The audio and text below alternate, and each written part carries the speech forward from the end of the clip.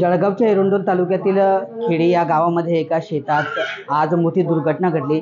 या ठिकाणी विजेच्या धक्क्याने शेतात काम शोधण्यासाठी आलेला आदिवासी पावरा कुटुंबातील 5 जणांचा मृत्यू झाल्याची घटना घडली आहे।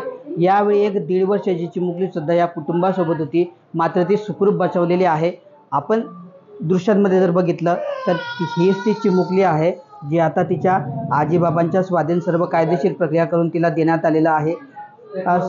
सकाळी या ठिकाणी जी घटना घडली त्यावेळी ही चिमुकली सुद्धा आपल्या आईवडिलांसोबत होती, मात्र याच वेळी ही दुर्घटना घडली। शेतामध्ये संरक्षणासाठी लावलेल्या 20 तारांचा शॉक लागून या आदिवासी पावरा कुटुंबातील एकाच कुटुंबातील 5 जणांचा मृत्यू झाला। मात्र ही जी दुर्गा आहे, हिला 1.5 वर्षाची चिमुकली, हिला साधं खरचटलेलं सुद्धा नाही। आता या दुर्गाला सर्व कायदेशीर प्रक्रिया करून या ठिकाणी जी आहे तिच्या आजी आजोबांचा स्वाधीन या ठिकाणी करण्यात आलेला आहे।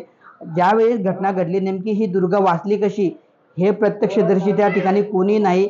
तिच्या पाठीशी देवच उभा राहिला किंवा तिचं नाव ज्या पद्धतीने दुर्गा आहे त्या पद्धतीने दुर्गा भवानीच हिच्या पाठीशी उभी राहिली का, असे एक ना अनेक सवाल या ठिकाणी चर्चेचा विषय बनलेला आहे। सर्व कायदेशीर प्रक्रिया पार पाडून या ठिकाणी तिच्या आजी आजोबांच्या या ठिकाणी स्वाधीन केलं जात आहे। आणि आता नेमक्या या 1.5 वर्षाच्या चिमुकलीला आपले आईवडिलांचं काय झालं ते सुद्धा माहीत नाही। सकाळपासून ही चिमुकली या ठिकाणी रडते आहे, मात्र तिचे आईवडील कुठे गेले याबद्दल तिला माहिती नाही आणि समजत नाही। सकाळपासून तिला आहे त्या परिस्थितीमध्ये तिचे आजी आजोबा या ठिकाणी सांभाळताना पाहायला मिळत आहेत।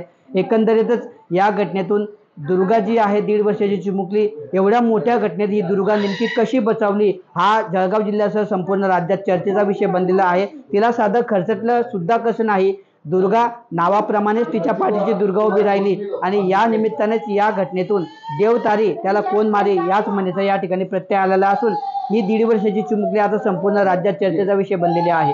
किशोर पाटील, TV9 मराठी, जळगाव।